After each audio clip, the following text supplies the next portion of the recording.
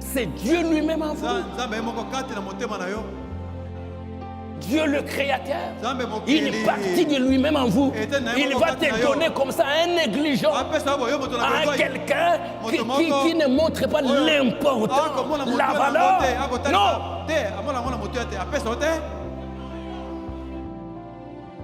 Tu ne peux pas abandonner ton manger. Tu ne peux pas abandonner ton travail pour un jour ou deux. Non, quand je serai au travail, je vais prier. Oh Dieu, pendant les travaux, Dieu, et puis les yeux ouverts.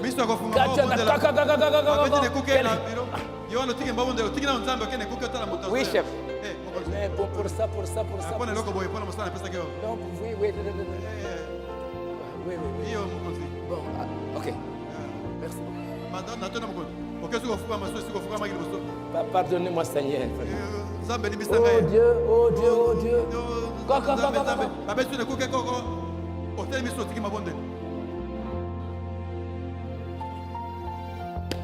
Vous pensez vraiment que Dieu, ces dieux-là, vous pouvez les traiter comme ça.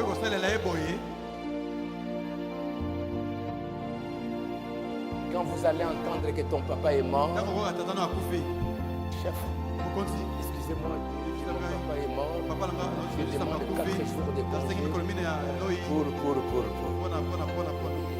Chef, il y a un problème là-bas. Est-ce que je demande ça? Ok. Pour ton salut,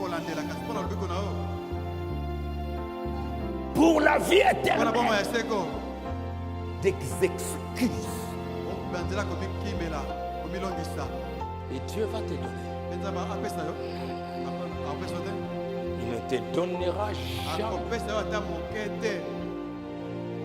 Ne te donnera jamais. Alors ça, vous devez bien le mettre dans votre tête. Il ne donnera jamais.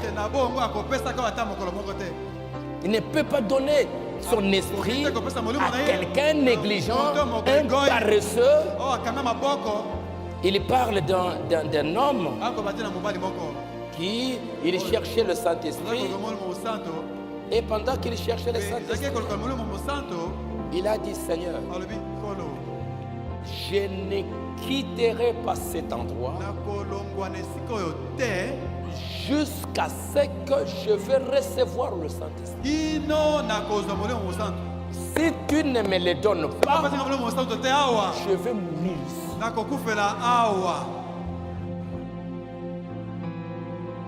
Dieu lui a donné. Les apôtres ont fait 10 jours. 10 jours de prière. Jusqu'à ce qu'ils l'ont reçu. Je vais prier jusqu'à le recevoir. Ta persévérance montre l'intérêt que tu as. Je vais terminer par cette citation. Et pour ceux qui voudront, je les ferai banam qui parle. Les apôtres ont prié pendant 10 jours. Pendant 10 jours. Ils ont prié. Jésus leur a dit simplement restez là jusqu'à ce que le Saint-Esprit vienne.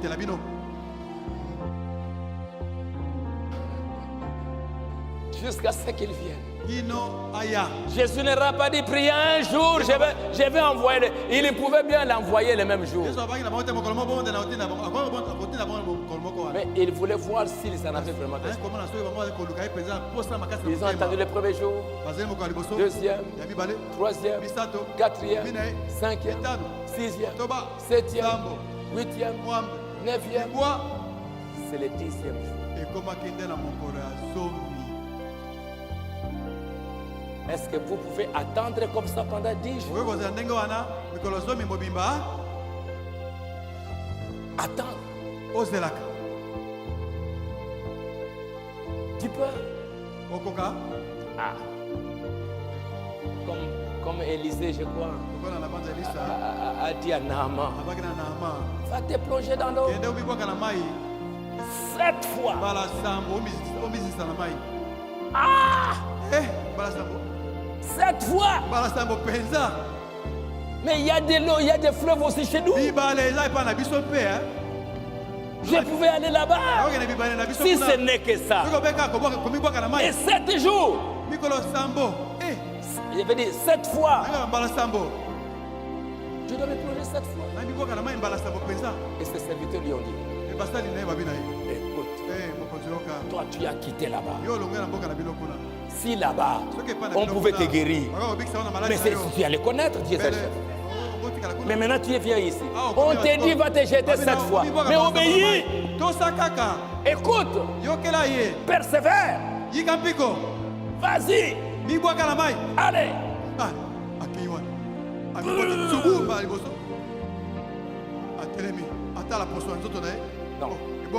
Pas de changement.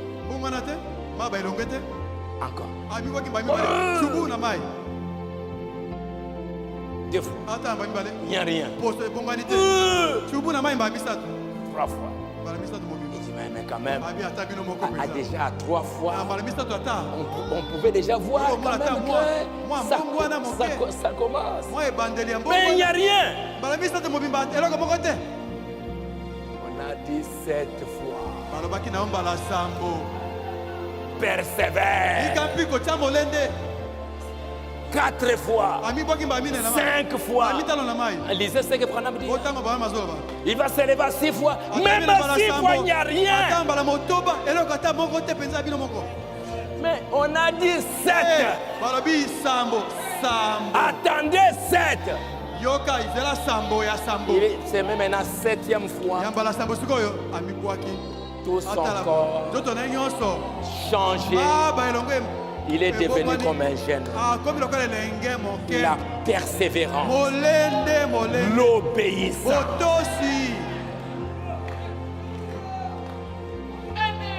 C'est ce qui manque aux gens aujourd'hui.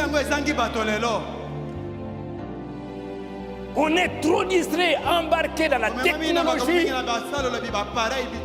Et on trouve que le temps qu'on donne à Dieu, c'est trop. Mais quand vous calculez les heures que vous donnez à l'internet, que vous donnez à la recherche, que vous donnez à tout ça,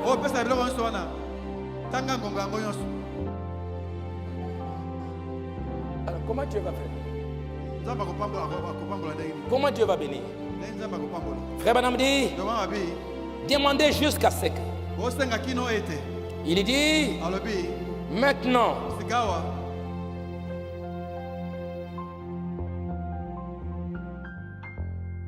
à l'heure de ma mort. Je lis quelques dernières citations parce que cette semaine, nous serons encore 4 jours pour la prière. Aujourd'hui, c'est le 5e jour. 4 jours. Et on termine le dimanche prochain. Mardi, mercredi, jeudi, vendredi. Pour ceux qui veulent.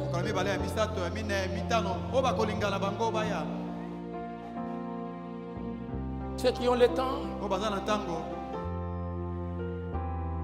Tu pries. Tu pries.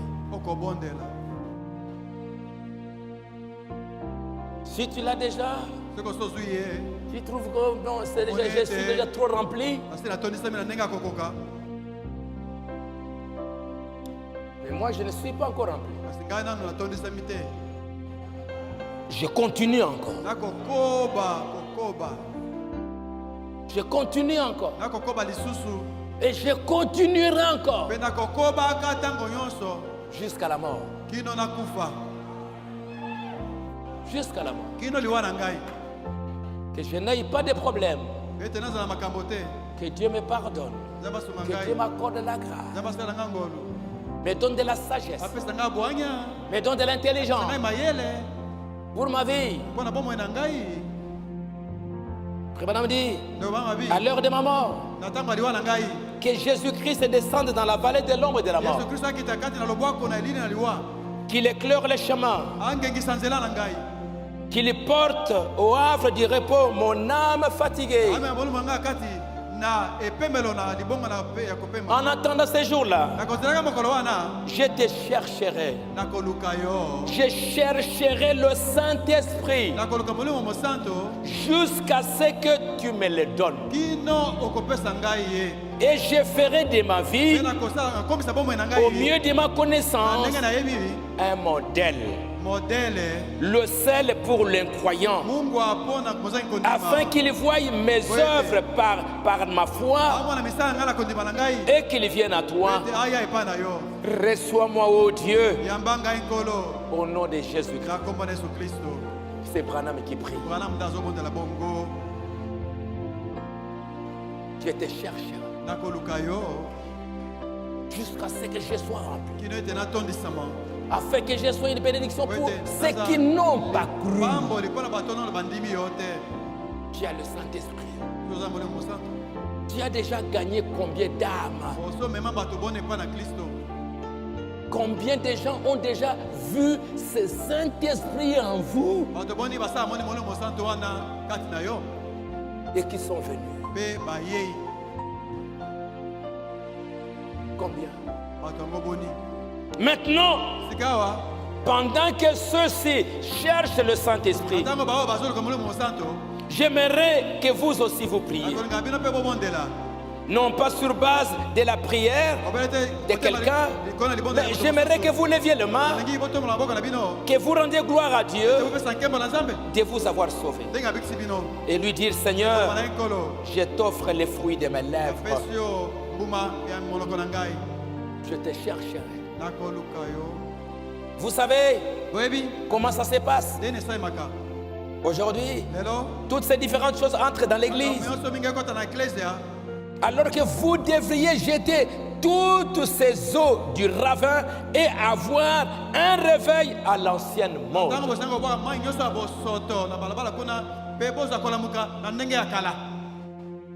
Dans l'église, nous avons nous nous arrêtons trop de fêtes en société. Nous nous arrêtons trop pour des fêtes. Nous nous arrêtons pour parler à trop de gens. Nous avons trop de coutumes. Nous organisons une fête de tricotage. Trop de petites associations. Nous, on s'est réunis pour, on s'est réunis pour, on s'est réunis pour, on s'est réunis pour. Mais quand est-ce que vous allez vous réunir pour chercher le Saint-Esprit? Des petites associations de jeunes, des petites associations de ceci, des petites associations de ceci, des petites associations de ça. Mais quand est-ce que nous allons nous réunir pour venir à l'église, prier pour le Saint-Esprit, prier pour nos enfants qui s'égarent, prier pour nos maris qui n'ont pas de travail, pour nos femmes. Quand est-ce que nous allons le faire? Mais trop d'associations, trop de ceci, pour avoir l'argent, pour faire ceci. Mais quand est-ce que nous allons nous réunir pour chercher le Saint-Esprit? Frère Banamdi, toutes ces différentes choses entrent maintenant dans l'église.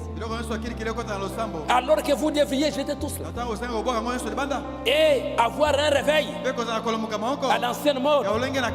Prier jusqu'à l'exaucement, jusqu'à ce que vous vous enfonciez dans le ciel et que le Saint-Esprit vienne comme un vent impétueux.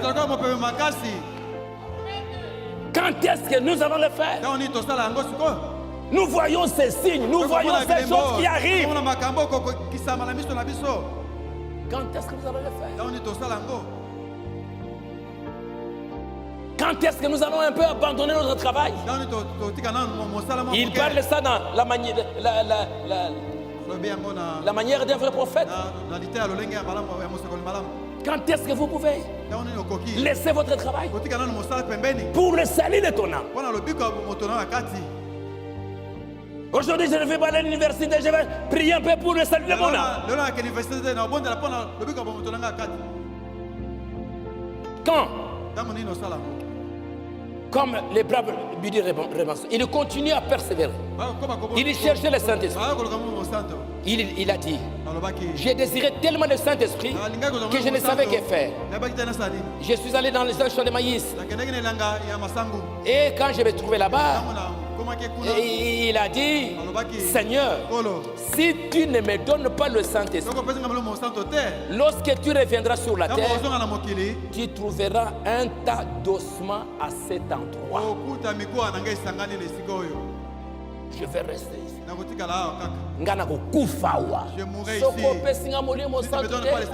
Alors ça ne sert à rien. Frère Madame dit, il les reçut. Si vous vous humiliez, êtes sincère devant Dieu, Dieu vous amènera là de l'autre côté. Si vous êtes déterminé à ce point, vous êtes sincère, vous sortirez d'ici avec le baptême du Saint-Esprit scellé dans le royaume de Dieu.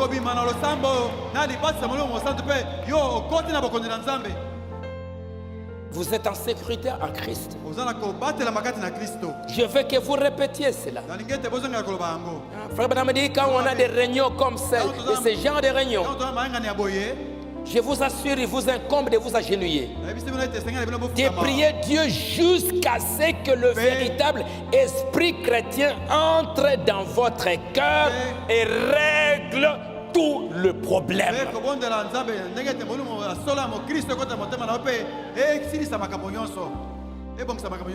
Seigneur, je vais le recevoir. J'ai trop traîné. Maintenant, je vais laisser un peu ça. Je vais laisser un peu ça. Ils sont montés dans la chambre haute. Ils sont restés. Ils avaient peur. Ils avaient fermé la porte, les fenêtres. Ils priaient à voix très basse. Ils se cachaient devant les Juifs jusqu'à ce que le Saint-Esprit est tombé sur eux. Et quand le Saint-Esprit est tombé, ils sont sortis dehors.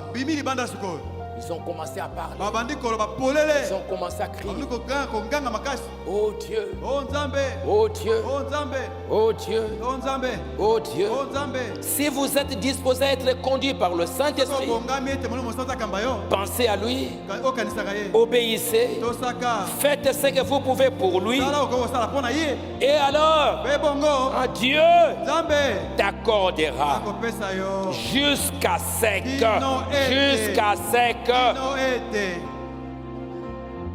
je vois ici quelques fidèles du Branham Tabernacle.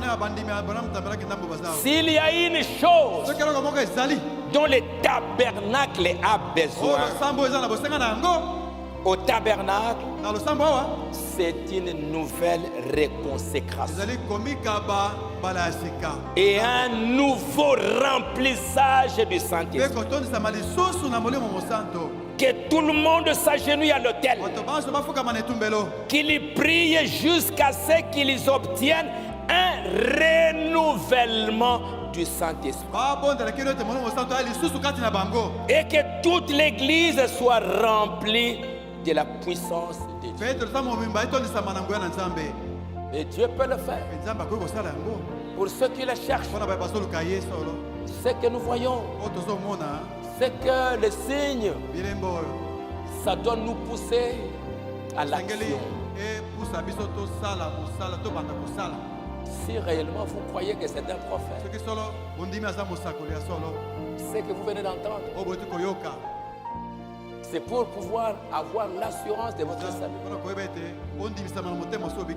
Un de ces jours, l'autel sera fermé. Vous chercherez à prier. Vous ne les trouverez pas. Je me rappelle quand je pouvais... J'étais encore jeune. Je pouvais aller dans la forêt, prier. La pluie tombe. Je suis dans la forêt, en train de se mouiller. Je prends juste mon sac, je ferme, je mets dans le sac pour que ça ne se mouille pas. En train de prier sous la pluie.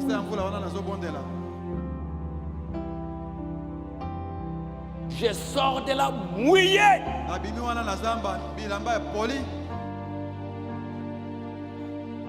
Je prends mon bus, je rentre.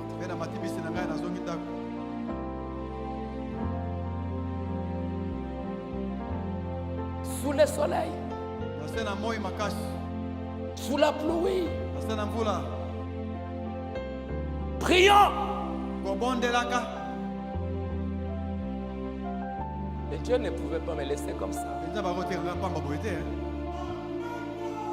Il m'a scellé. Il m'a oint. Et jusqu'aujourd'hui, je ne suis jamais fatigué de pouvoir le faire. Il est le même pour faire ça pour vous. Si vous l'aimez, alors prenez votre temps. Les signes que nous voyons, c'est l'un des derniers signes. Que Dieu nous ouvre les yeux pour que nous puissions voir. Nous allons nous tenir debout.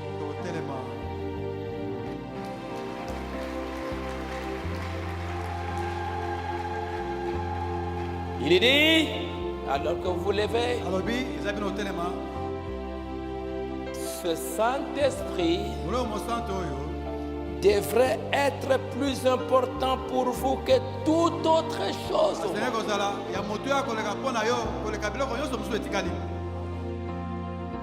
Plus important que votre vie, votre travail, quoi que ce soit que vous avez, vous ne devriez pas vous arrêter jusqu'à ce que vous l'ayez. Vous devez le recevoir.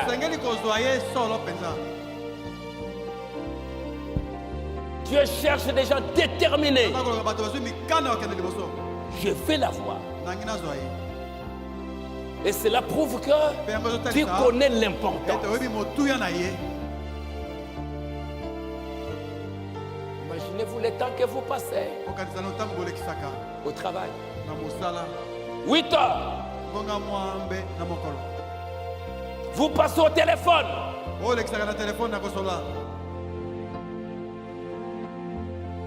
Donc quand vous voulez 1 heure avec Dieu, donc, tu penses que pour Dieu, on doit lui donner des petites choses inutiles. Dieu dit aux enfants d'Israël, toutes les offrandes que vous devriez me donner, ça doit être des offrandes parfaites, sans défaut. Vous ne pouvez pas donner à Dieu des choses, fabriquer des choses inutiles, des choses là que vous voulez jeter. Je dois donner à Dieu le meilleur de mon temps.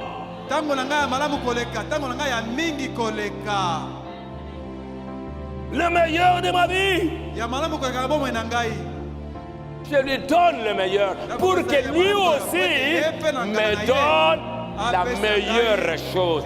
Et la meilleure chose que Dieu peut te donner, c'est le baptême du Saint-Esprit, la vie éternelle.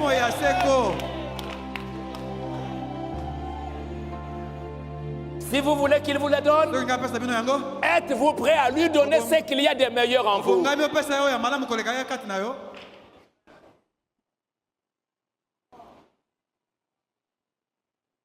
Il fait